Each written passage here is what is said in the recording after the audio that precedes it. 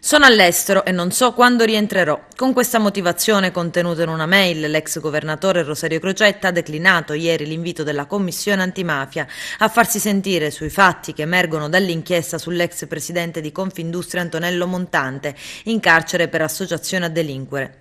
Crocetta, che è indagato dai magistrati nisseni con l'accusa di aver favorito l'imprenditore nisseno in cambio di un sostegno elettorale del silenzio sui presunti scandali a sfondo sessuale, ha scritto nella sua lettera che la sua lontananza da Palermo è dimostrabile, come domenica scorsa sono stato ospite in diretta a Rete 4 alle 20:30 in collegamento da Bruxelles, scrive l'ex presidente della regione.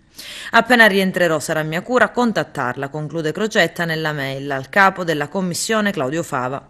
Quest'ultimo però lo smentisce in modo clamoroso, con un'altra lettera inviata a stretto giro di posta. Apprendo nel ricevere la sua risposta della nostra comunicazione che ella si trova in Italia, a Palermo, e più precisamente al ristorante dell'Ars. Nel segnalarle il mio disappunto per questa sua comunicazione già smentita dai fatti, scrive Fava, prendo atto che non intende accogliere l'invito di questa commissione.